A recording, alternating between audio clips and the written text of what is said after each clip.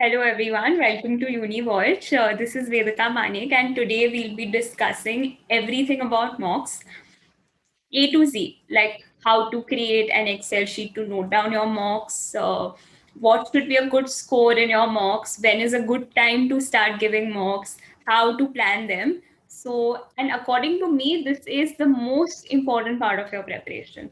Like a good and a serious and a dedicated aspirant cannot do without mocks. So I think we should just immediately get started. Now here I have a blank Excel sheet with me, and you can open up your desktop, laptop, whatever with me and do this alongside. So the very first column, you will write down the mock number that you gave. Uh, then you can write down your total score, particular sections, to MCQ out of 160, QA essay out of 80, verbal out of 160, then analysis, oops, analysis, and any sort of notes you have alongside.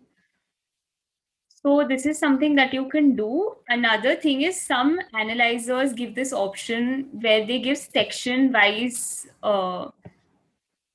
percentiles as well. So you can put in another section for percentile or rank, whatever.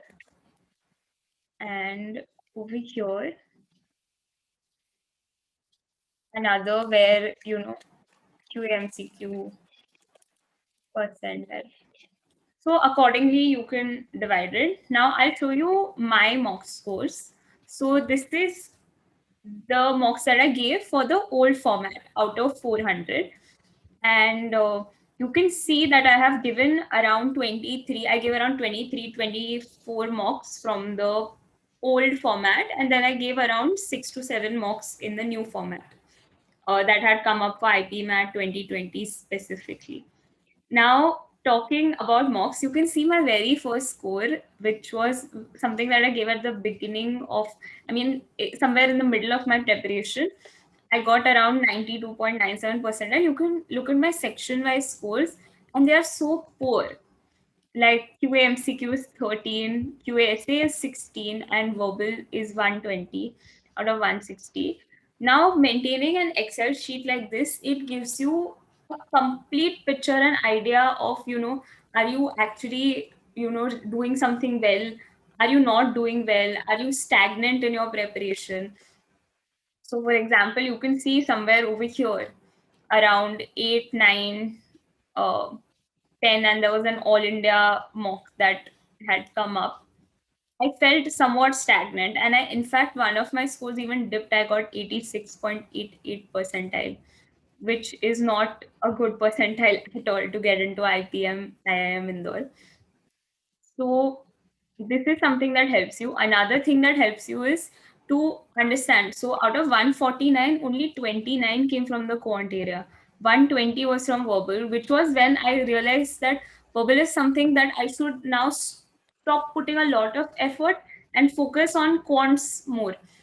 And similarly, there is an analysis column where I put up a green if the analysis was done, yellow if I needed to go back to that particular mock, if there were some questions that I was shaky with, and red is the analysis was still left.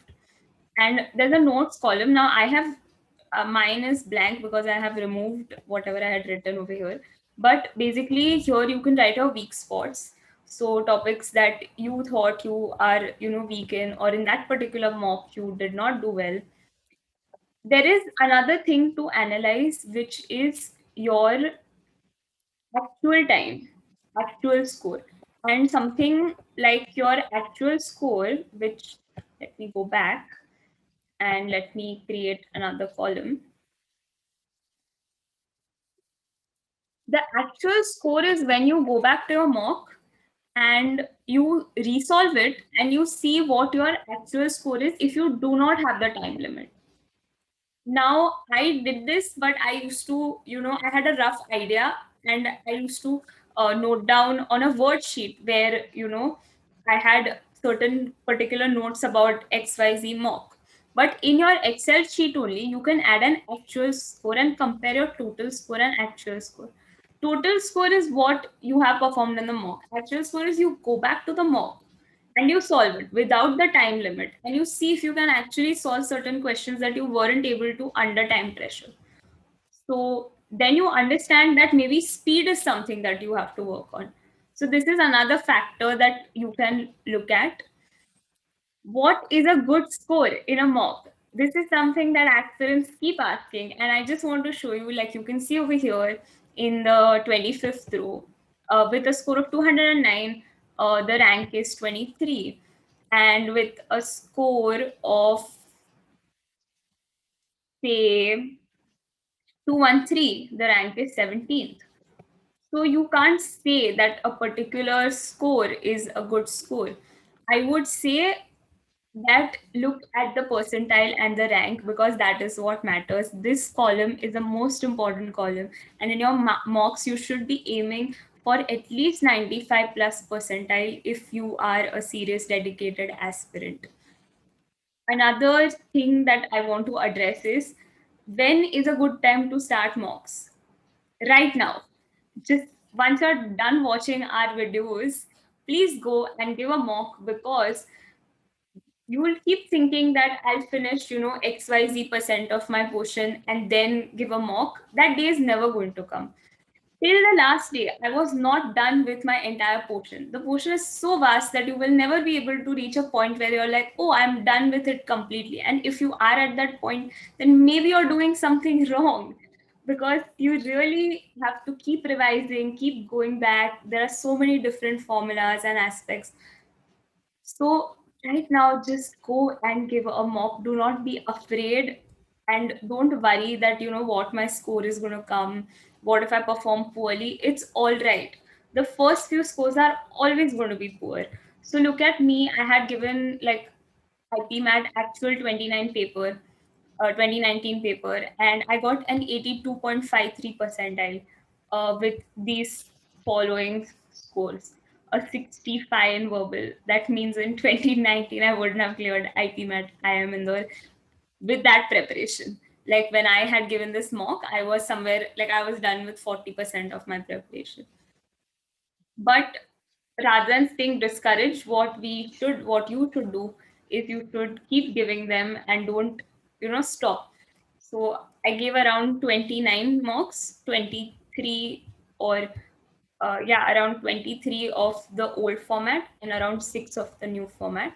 The new format I haven't mentioned over here, but this is something that you should do. I 100% recommend that you keep a note of this. You see your progression over time. If the scores are increasing, they are decreasing, what is the issue at some point of time? Is there an issue?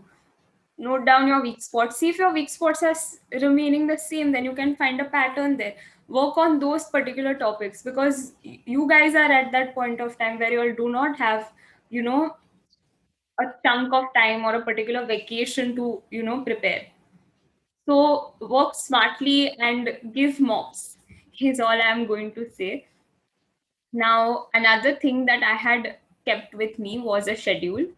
So this is what I used to do daily: is one verbal, one quant, and one mock, and analysis of that particular mock. It is very difficult to do all of this in one day. So usually things would, fall on the next day. Like for example, 10, 11 analysis fell on the next day. The remaining part is not here, but this is just to give you a rough idea that you can use, you can schedule your mocks and then schedule an analysis. Analysis is very, very important. If you're giving a mock and you're creating the same mistakes, then there is no point of giving the mock. You have to go back and you have to see what you're doing wrong, right? So go through them, see your mistakes, try and practicing them. Many people even revise and give the same mocks again and again. You can do that. Like there is no harm in doing that. Just don't overdo it. Now this is another mock score sheet of a fellow batchmate. Rushil Shekhar, you might be knowing. So these are his scores. I'm just going to slowly scroll through them. He hasn't mentioned his percentile ranks, but I'm sure in his mind he might be having a track as to where he is standing. Reason for me showing you this is he has given 21 mocks of the old pattern and 5 mocks of the new pattern. So he gave 26 mocks and I gave 29 mocks. And ideally, you should be giving 25 to 30 mocks and more if you're very, very serious and dedicated. So this was to give you a rough idea as to how to, note down your scores, analyze them, work smartly, and please give them like right now. Don't wait for a particular day or an opportunity, right?